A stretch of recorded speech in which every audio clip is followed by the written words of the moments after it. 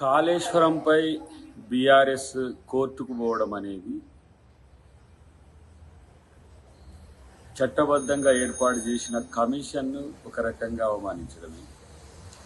ప్రత్యేకించి కమిషన్ను వ్యతిరేకించకుండా commission report కాంగ్రెస్కు అనుకూలంగా ఇచ్చిండ్రు అనేది అది పొలిటికల్ స్టేట్మెంట్ మాత్రమే. కాబట్టి దానికి వ్యాలిడిటీ ఉంటుందని ఎవరు కూడా భావించరు. అన్నిటికంటే ముఖ్యంగా అవినీతి జరిగిందని అడ్రస్ అయిన తర్వాత కోర్టులకు పోవడం వల్ల న్యాయం జరుగుతుందని అనుకోవడం అనేది వాళ్ళ భ్రమ.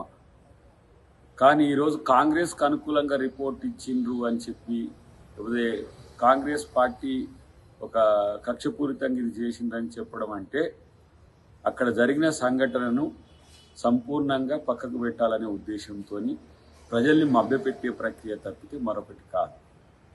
కాబట్టి చట్టబద్ధమైన రాజ్యాంగబద్ధమైన కమిషన్ ఇచ్చిన రిపోర్టును కోర్టులు కాదనం అనే విషయం తెలిసినప్పటికీ కూడా ప్రజల్ని మభ్యపెట్టడానికి చేస్తున్న ఒక ప్రయత్నం తప్పితే మరొకటి కాదు.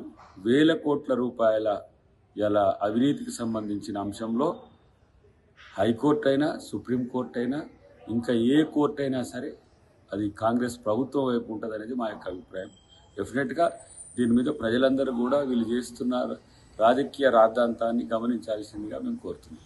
కమిషన్ను ఈరోజు వ్యతిరేకించినట్టుగానే ఐఏఎస్ అధికారులు కాంగ్రెస్ ప్రభుత్వానికి అనుకూలంగా ఉన్నారని, కాంగ్రెస్ పార్టీకి అనుకూలంగా ఉన్నారని, ఈరోజు ప్రజలకు వ్యతిరేకంగా ఉన్నారని చెప్పి చేసే ప్రయత్నం ఏదైతే ఉందో దాన్ని ఎలా అధికారులు కూడా గమనించాల్సిన అవసరం ఉంది.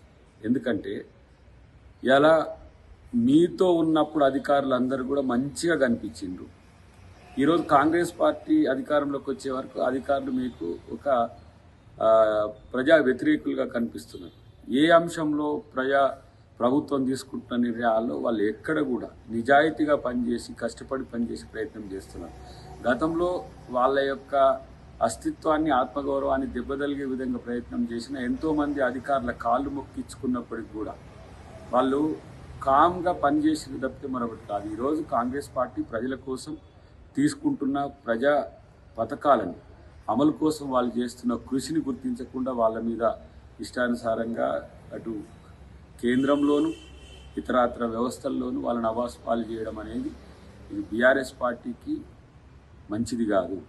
అధికారుల పట్ల గౌరవభావంతో ఉండాల్సిన స్థితి నుంచి అధికారులను బ్లేమ్ చేయడం అనేది ఇది కూడా ఒక రాజకీయం ఎత్తుగడగానే మనం భావించాల్సిన అవసరం ఉంది. కాబట్టి అధికారులు నిజాయితీతో పనిచేస్తున్న వాళ్ళందరి పట్ల కూడా కాంగ్రెస్ ప్రభుత్వం వాళ్ళకు ఏ విధంగా ప్రజల కోసం చేస్తారో అదే గౌరవాన్ని ఇస్తుంది. బీఆర్ఎస్ మాదిరిగా అధికారులను అవమానపరిచే విధంగా ఉండదని మాత్రం తెలియజేస్తుంది.